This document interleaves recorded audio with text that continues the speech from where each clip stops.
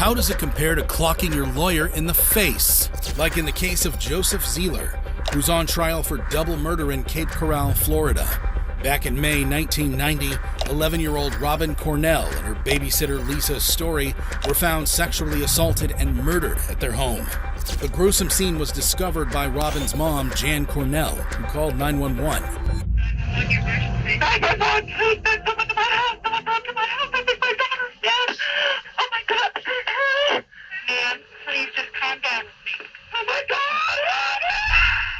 The case went cold for over 2 decades until Zeeler was arrested in 2016 for shooting and injuring his son. Zeeler's DNA was collected and entered into the database, which matched DNA evidence from the 1990 crime scene. Zeeler was further charged with 2 counts of capital murder. During the trial, the prosecution sought the death penalty. The kind of factors what the defendant did to Robin Cornell and Lisa Story, so grave, so serious, that death is the appropriate recommendation, that death is the appropriate sentence. Zeeler also took the stand, where he initially denied knowing both the victims and Jan Cornell. Do you know Jan Cornell? No, I don't know Jan Cornell. Do you know Lisa Story? No.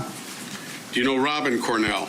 No. But Zeeler later claimed his DNA was at the crime scene because he and the victim, Robin Cornell's mother, Jan, were involved in intimate acts the night before the murders. I slept with Jan Cornell and Leanne Deller, and they were just too much of a pig not to wash your sheets. He even called the mother a pig. Zeeler then claimed that the prosecution was framing him.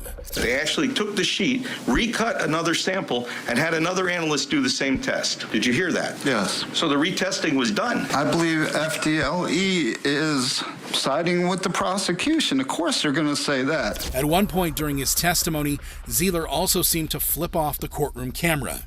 Eventually, the jury found Zeeler guilty of first-degree murder. We, the jury, find as follows as to count 1 of the charge.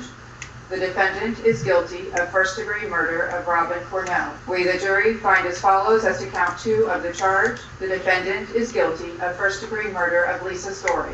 Despite his antics during the trial, what Zeeler did next left the whole courtroom stunned. At his sentencing, Zeeler appeared in handcuffs. He then asked his attorney, Kevin Shirley, for a private discussion. What's that?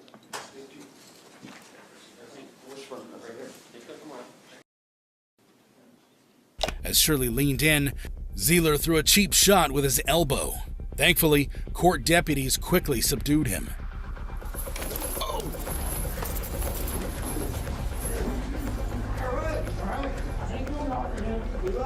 Meanwhile, Shirley saw the funny side of the incident. I used to box. I've taken a lot better shots than that. After the dust settled, it was time for Zeeler to learn his fate. The court's review of other capital cases has led the court to conclude that the death penalty would be a proportionate sentence in this case. Therefore, the court concludes that under the laws of the state of Florida, the defendant has forfeited his right to live. Accordingly, it is ordered and adjudged that the defendant, Joseph Adam Zeeler, is hereby sentenced to death for the murder of Robin Cornell and the murder of Lisa Story. Ultimately, Zeeler was given the death penalty for the murders of Robin Cornell and Lisa Story.